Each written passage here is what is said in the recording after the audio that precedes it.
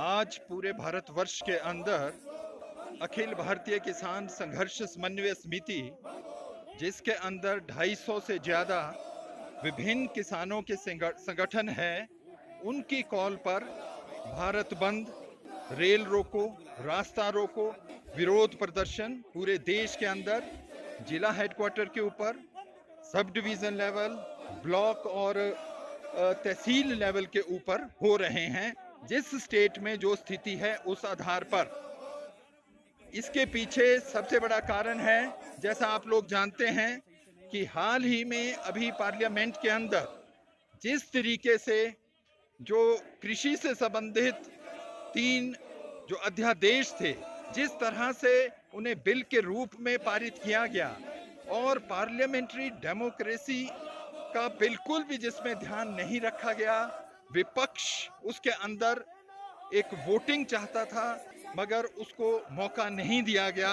और अफरा तफरी में वो बिल पास किए गए। उसके विरोध में आज पूरे भारतवर्ष के अंदर इस समय ये संघर्ष चला हुआ है। और ये संघर्ष कोई केवल आज के लिए नहीं है, ये संघर्ष उस समय तक रहेगा जिस समय तक ये जो 3 बिल है, इसमें एक विशेष रूप से जो एपीएमसी एक्ट था, जिस तरीके से उसको डाइल्यूट किया गया है एक नए नाम के साथ, और दूसरा जो कॉन्ट्रैक्ट फार्मिंग था उसे एक बड़ी बढ़ोतरी बड़ी पूंजीपतियों के हक में दी गई है, और तीसरा जो एसेंशियल कमोडिटी एक्ट था उसके अंदर जो संशोधन किए गए हैं, उसके तहत आज पूरे देश में जो किसान हैं वो सड़कों के ऊपर हैं। अगर किसानों को संसद के अंदर न्याय नहीं मिलेगा तो इसकी लड़ाई सड़कों के ऊपर होगी। और आप ये देखते हैं, इसको राजनीतिक तौर पर भी अगर हम देखें तो आज केवल भारतीय जनता पार्टी नहीं, मगर उसके जो सहयोगी संगठन भी थे, एक तरफ जो अखिल भारतीय जो शिरोमणि अकाली दल था,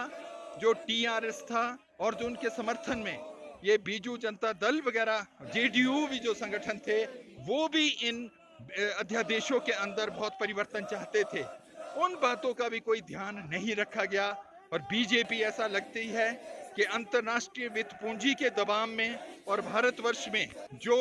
श्री नरेंद्र मोदी जी के विशेष मित्र हैं, अदानी और रिलायंस ग्रुप के अंबानी, उनको एक पूरा कृषि क्षेत्र के अंदर लाभ पहुंचाने के लिए इन बिलों को पास किया गया है। और इन बिलों का जो प्रभाव पड़ेगा आज हमें देखते हैं। इसका सबसे बड़ा प्रभाव ये पड़ेगा कि 1965 में आप द्वितीय विश्व महायुद्ध के बाद इस देश के अंदर जो अकाल पड़ा करते थे, और 1960 के दशक में जब अमेरिका से यहाँ पर कनक को खरीदा जाता था PL 480 के तहत, उस समय इस देश में आत्मनिर्भरता लाने के लिए उस समय जो दी देन प्राइम मिनिस्टर थे, जिन्होंने जय जवान जय किसान का लाल बहादुर शास्त्री ने नारा दिया था, उसी समय फूड कॉर्पोरेशन ऑफ इंडिया और जो एपीएमसी एक्ट थे उन्हें लागू किया गया था। पर बड़े दुख की बात है कि आज ये 55 वर्षों के बाद जिन कानूनों के तहत, जिस फूड कॉर्पोरेशन ऑफ इंडिया और एपीएमसी के तहत मंडी माध्यम से आज इस देश के अंदर 7 करोड़ टन इस समय जो अनाज है भारतवर्ष के अंदर बफर स्टॉक के अंदर पड़ा हुआ है, सरकार उसको धीरे धीरे से डाइल्यूट करना चाहती है। इसके पीछे की जो साजिश अंतरराष्ट्रीय स्तर की है, भारतवर्ष में जो हमारा बायोडाइवर्सिटी है, ट्रॉपिकल एंड सब ट्रॉपिकल जोन है, इसके तहत हम अनेक तरह की चीजें उगा सकते हैं जो यूरोप के अंदर और अमेरिका के अंदर नहीं उगती है। और जो हमारा जो खाद्य सुरक्षा है, व्हीट है, राइस है और बाकी अनाज है, दालें हैं, तिलहन है। अब हमारे ऊपर अंतरराष्ट्रीय जो मल्टीनेशनल कंपनीज होगी, कारगिल जैसी बड़ी बड़ी जो कंपनियां हैं, उनका दबाव पड़ेगा कि हमारा जो किसान है वो इन चीजों को ना उगाकर वो चीजें उगाए जो हम यहाँ पर सब ट्रॉपिकल और ट्रॉपिकल जोन के अंदर उगा सकते हैं, यूरोप और अमेरिका की डिमांड को पूरा करने के लिए। और इस देश की जो खाद्य सुरक्षा है वो खतरे में पड़ेगी।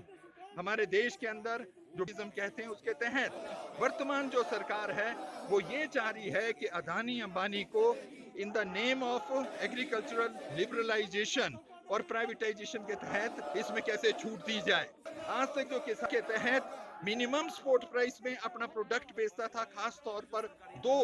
एक तो जो चावल है और एक जो व्हीट है, वो अब खुले में बोला जा रहा है कि 1 नेशन 1 मार्केट। पर ये एक आम आदमी के फेवर में, किसान के फेवर में नहीं होगा।